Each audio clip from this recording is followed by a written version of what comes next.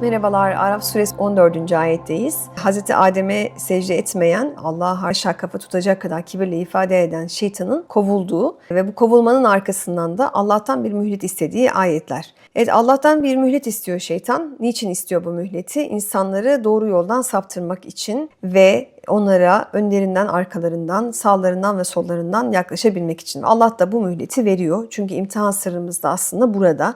Melekler imtihan olmuyorlar çünkü onların bir kötülüğe meyilleri yok. İçlerinde böyle bir fıtratları yok. Şeytan zaten kötülüğe meyilli olduğunu ortaya koymuş oluyor. İnsanın her iki tarafa da meyli var. Hz. Mevlana'nın dediği gibi insan bazen melekleri bile özendirebilecek kadar güzel eylemlerde bulunabilirken bazen şeytana bile yuh dedirtebilecek kötülüklere sebep olabiliyor. Bu ikisine de meyli olan bir varlık. Dolayısıyla işte imtihan sırrında şeytanın bu fısıltılarına uyup uymadığı meselesi devreye girmiş oluyor. Ama şeytan sadece fısıldayabiliyor. Bir gücü yok. Ve nereden fısıldıyor insana? Önünden, arkasından, sağından ve solundan. Önünden çünkü gelecek kaygısı var insanın. Geçmişinden ben ne yaptım, ne ettim diye hatalarına takılabiliyor ya da kendisine yapılanlara takılabiliyor. Travmalarına yapışabiliyor.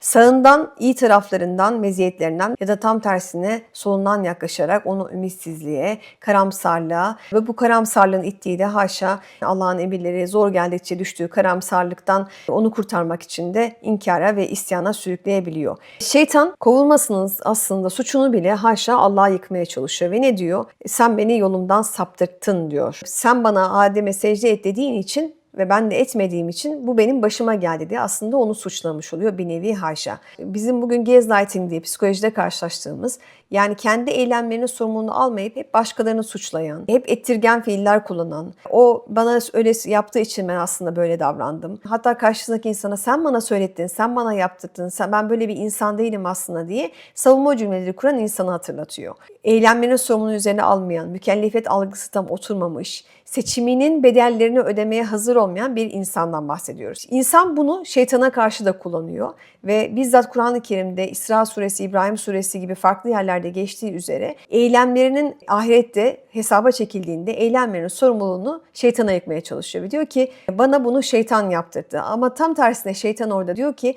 hayır ben onlara bir şey yaptırma gücüm yoktu. Çünkü benim bir yaratma gücüm yok. Ben sınırlı bir varlığım. Onlar beni dinlemeselerdi diye bir ifadede bulunuyor. Şeytanın sadece zaaf okuma ve bu zaaflarla ilgili insana fısıldama gibi bir özelliği var. Biz de eğer başkasını çok fazla suçlayan, eylemlerinin sorumluluğunu almayan bir yerdeysek insana mı benziyoruz yoksa şeytana mı benziyoruz? Kendimize bir sorabiliriz.